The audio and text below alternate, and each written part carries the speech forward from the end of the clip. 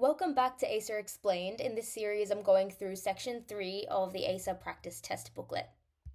In this video, I'm going through questions 62 to 63.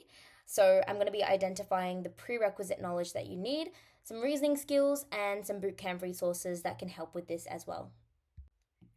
Alright, so in this unit, we're given a complicated looking graph and a bunch of text. And it's easy to get overwhelmed with these kind of graphs, but you just have to break it down into their constituents. So let's look at the x-axis. The x-axis is talking about the time for a full circle. And so if you've read the paragraph or scanned it a little bit, we know that we're talking about the ability for a bird to turn in a full circle and glide in a full circle, right? The factors that are being described are the time on the x-axis, then the speed in which the bird is completing the circle on the y-axis. Then we have some curved lines running from the top left to the bottom right, and these are the radius of each circular path in meters. So we have 2, 4, 6, 8, 10, etc.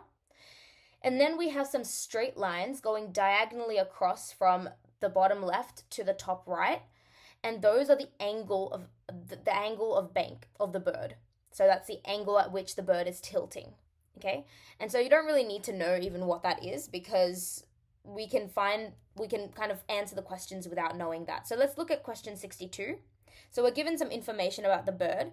We're given that it's 2 kilograms, which we'll realize is irrelevant because weight is not actually mentioned in the graph, and it's not mentioned in terms of being able to change any of the other aspects there. What's important is the speed, because that's on the graph, and the angle of bank, which is on the graph as well. So the speed is 12 meters per second. So we're going to look at our y-axis, and we're going to go to the right and figure out where that corresponds to the angle of bank, which is 25 degrees. And so the point at which this converges is at the point where the radius is 32, so 32 meters, right? And the time taken for the full circle is around,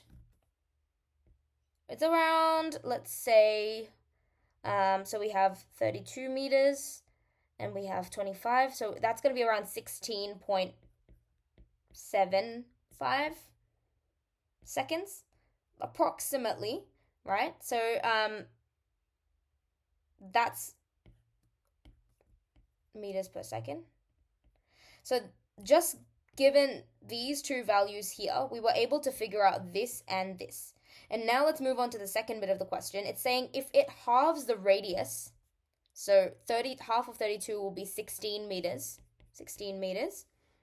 and increases the angle of bank by 10, so that will be 35 degrees, then what's the best estimate for that bird's new speed? So now what we're going to do is we're going to trace the pathway of the 16 meters, right? And we're going to see where this line crosses the line that is representative of 35 degrees. And so 35 degrees. And we want to figure out what is here, right? So looking at that 16-meter line and where it converges with 35, that's approximately in between 10 meters per second and 11 meters per second. And so it's asking for the best estimate. And so the best estimate here is D, 10 meters per second. So for this question, you didn't need any prerequisite knowledge. All you needed to do was know how to interpret graphs and how to manage chunky text and figure out whether or not you actually need a lot of that information. For example, the kilogram value that was given was kind of just there to throw you off. And a lot of the text that is explaining the graph is quite redundant, and you can honestly figure this whole question out just by looking at the graph itself. So the bootcamp resources that can help with this are the Reasoning Skills course and the acceleration classes on graphs and chunky text. So this question has given us the bird mass again, except this time it is relevant because we're given this extra information about centripetal force, and we need to kind of figure out our different variables using this formula for centripetal force. Okay, so the formula is the one that I've written on the screen here. And then we're also given the information that the magnitude of centripetal force acting on the bird is equal to the magnitude of its weight. So we need to remember we need to use some prerequisite knowledge from physics about what weight means. So the force that is represented by weight is equal to mass times the acceleration of gravity, right? And so if this FW is the same as the magnitude of the centripetal force that we're given here, so let's say that's C, then we can plug that in. So we can say mg is equal to mv squared over r, right? And that's kind of, this part is what we've derived from this paragraph here. And so now let's solve for this. So we can cancel out m on both sides, divide by m on both sides.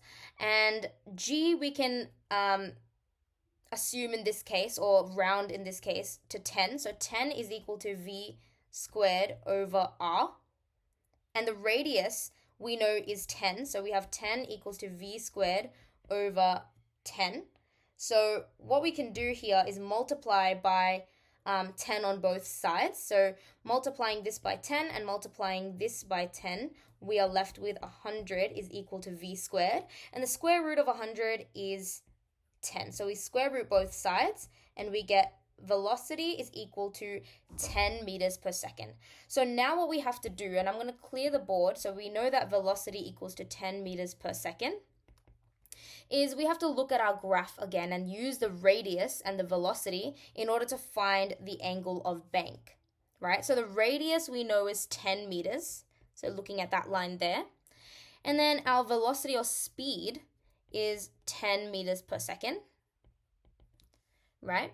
And if we look at where this crosses, then this crosses at approximately the same spot, or at exactly the same spot as 45 degrees being the angle of bank. So D is your correct answer, and then you can move on. So for this question, you did need a little bit of physics knowledge on your basic forces. So your force is equal to mass times acceleration and what that means in terms of weight as well, right?